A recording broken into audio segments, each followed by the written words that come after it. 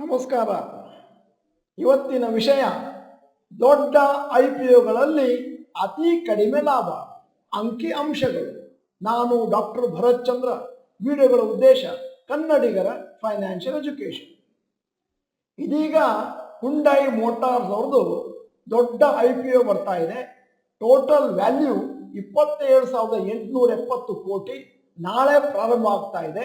ಇದು ಭಾರತದ ಇಂದಿನವರೆಗೆ ಬಂದಂಥ IPOಗಳಲ್ಲಿ ಅತಿ ದೊಡ್ಡದು. ಹುಂಡೈ IPO ನಾಳೆ ಪ್ರಾರಂಭ ಆಗ್ತಾ ಇದೆ. ಅದಲ್ಲದೆ ಹಿಂದಿನ ದಿನಗಳಲ್ಲಿ ಒಂದಷ್ಟು ದೊಡ್ಡ ದೊಡ್ಡ IPOಗಳು ಭಾರತದಲ್ಲಿ ಮಾರುಕಟ್ಟೆಗೆ ಬಂದಿದ್ವು. ಜನರಿಂದ ಹಣವನ್ನು ಸಂಗ್ರಹಣೆ ಮಾಡಿಕೊಂಡಿದ್ರು ಮತ್ತು ಅದರ ಪರ್ಫಾರ್ಮೆನ್ಸ್ ಅನ್ನು ನಿಮ್ಮ ಮುಂದೆ ಇಡ್ತಾ ಇದೆ. ಸಾಮಾನ್ಯವಾಗಿ IPOಗಳು ಬರೋದು ಬುಲ್ ಫೇಸ್ ಅದೇ ಮಾರ್ಕೆಟ್ ಅಲ್ಲಿ. ಮತ್ತೆ ದೊಡ್ಡ ದೊಡ್ಡ IPOಗಳು ಮಾರುಕಟ್ಟೆಗೆ ಬಂದಾಗ ಮಾರುಕಟ್ಟೆ ಸೆಂಟಿಮೆಂಟ್ ಬಹಳ ಬುಲ್ಲಿಶ್ ಆಗಿತ್ತು. ಈಗ ನಾನು ನಿಮ್ಮ ಮುಂದೆ 10 ಲಾರ್ಜೆಸ್ಟ್ IPOಗಳು ಮತ್ತು ಅದರ ಪರ್ಫಾರ್ಮೆನ್ಸ್ ಅನ್ನ ನಿಮ್ಮ ಮುಂದೆ ಇಡ್ತಾ ಇದ್ದೇನೆ. ದಯವಿಟ್ಟು ಕೊನೆವರೆಗೂ ನೋಡಿ ಅರ್ಥ ಮಾಡ್ಕೊಳ್ಳಿ. Performance of India largest IPOs. LIC issue size 21,000 ಕೋಟಿ. Listing year May 2022. Issue price 949. ಇವತ್ತಿನ ರೇಟು 960. ಪರ್ ಆ್ಯನಮ್ ರಿಟರ್ನ್ಸ್ ಕೇವಲ 0.5%. Paytm issue size 18,300. Listing year November 2021. Issue price 2,150.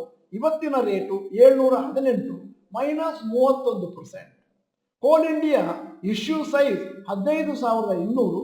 Listing year November 2010. Issue price 245. ಇವತ್ತಿನ ರೇಟು 498 ಮತ್ತು +5% CAGR. Reliance power 11,560 ಕೋಟಿಯನ್ನು ಜನರಿಂದ ಸಂಗ್ರಹಣೆ ಮಾಡಿದ್ದು. Listing year February 2008. Issue price 281. ಇವತ್ತಿನ rate 44 -10%. GIC India 11,372 ಕೋಟಿ. Listing year October 2017. Issue price 456. ಸದ್ಯದ ಮಟ್ಟಿಗೆ 400 -2%. SBI ಕಾರ್ಡ್ಸ್ ಇಶ್ಯೂ ಸೈಜ್ 10,355 ಕೋಟಿ.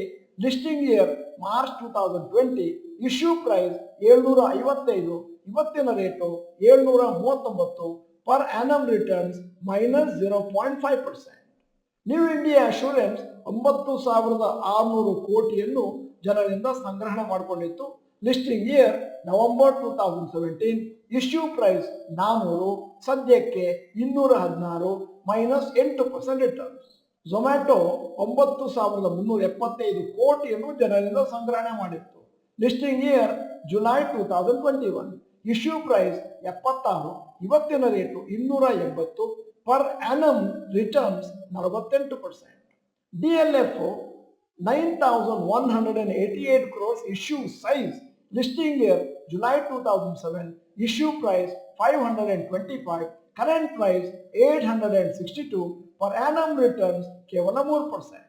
HDFC ಲೈಫ್ ಇಶ್ಯೂ ಸೈಜ್ 8,696 ಕೋಟಿ. Listing year November 2017. Issue price 290.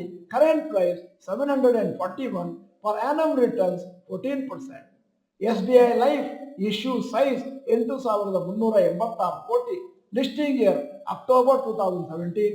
Issue price 700. Current price 1,737. Per annum returns 14%.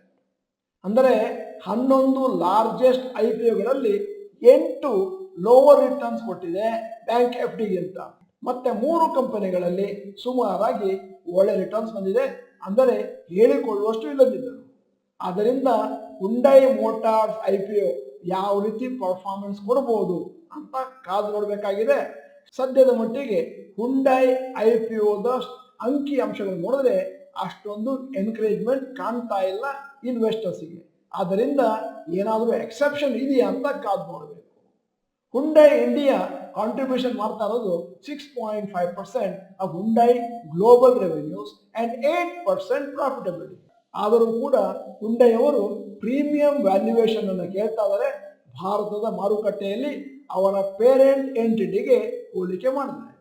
ಮತ್ತೆ IPO valuation Hyundai India value as 42% of the parent market capitalization on listing, even though it contributes 8% of the parent's profits. ಅಂದರೆ ಇದರ valuation ಜಾಸ್ತಿ ಎನ್ನುವಂತ ಅರ್ಥ.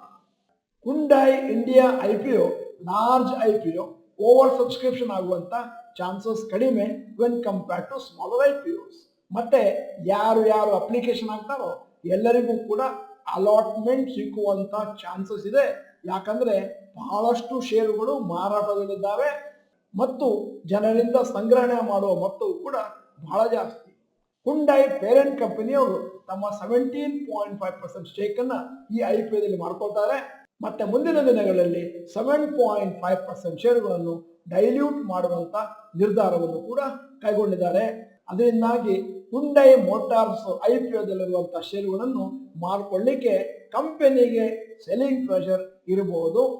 ಯಾಕಂದ್ರೆ ಜನ ಯಾರು application ಹಾಕ್ತಾರೋ ಎಲ್ಲರಿಗೂ ಅಲಾಟ್ ಆಗುವಂತ ಚಾನ್ಸ್ ಇದೆ. ಮುಂದಿನ ದಿನಗಳಲ್ಲಿ ಕಾದು ನೋಡೋಣ. ವಿಡಿಯೋದ ಕೊನೆಯಲ್ಲಿ ಇವತ್ತಿನ ವಿಡಿಯೋಗೆ ಸಂಬಂಧಪಟ್ಟ ಹಾಗೆ ಒಂದು ಪ್ರಶ್ನೆ ಕೇಳ್ತಾ ಇದ್ದೇನೆ. ಸಾಮಾನ್ಯವಾಗಿ ದೊಡ್ಡ IPOಗಳಲ್ಲಿ ಕಳಪೆ ಪ್ರದರ್ಶನ ಇರುತ್ತೆ. ಅದನ್ನು ಏನಾದರೂ ಬೀಟ್ ಮಾಡಿ ಹುಂಡೈ ಮೋಟಾರ್ಸ್ ಅವರು ಒಳ್ಳೆಯ ರಿಟರ್ನ್ಸ್ ಅನ್ನು ಶೇರ್ ಹೋಲ್ಡರ್ಸ್ಗೆ ಕೊಡ್ತಾರೆ. ಎಸ್ ಅಥವಾ ನೋ ಅಂತ ಟೈಪ್ ಮಾಡಿ. ನೀವು ಡಾಕ್ಟರ್ ಭರತ್ ಚಂದ್ರ ಇನ್ಸ್ಟಿಟ್ಯೂಟ್ ಕನ್ನಡ ಚಾನಲ್ ಮೆಂಬರ್ ಅಂತಂದ್ರೆ ಇದೀಗ ಸಮಯ. ಸಬ್ಸ್ಕ್ರಿಪ್ಷನ್ ಬಟನ್, ಬೆಲ್ ಐಕಾನ್ ಒತ್ತಿ. ವಿಡಿಯೋ ಚೆನ್ನಾಗಿದ್ರೆ ಲೈಕ್ ಬಟನ್ ಒತ್ತೋದನ್ನು ಮರಿಬೇಡಿ. ವಿಡಿಯೋನ ನಿಮ್ಮ ಎಲ್ಲ ಸ್ನೇಹಿತರಿಗೂ ಫಾರ್ವರ್ಡ್ ಮಾಡಿ. ವಿಡಿಯೋನ ಸಂಪೂರ್ಣವಾಗಿ ನೋಡಿದ್ದಕ್ಕೆ ಧನ್ಯವಾದಗಳು. ನಮಸ್ಕಾರ.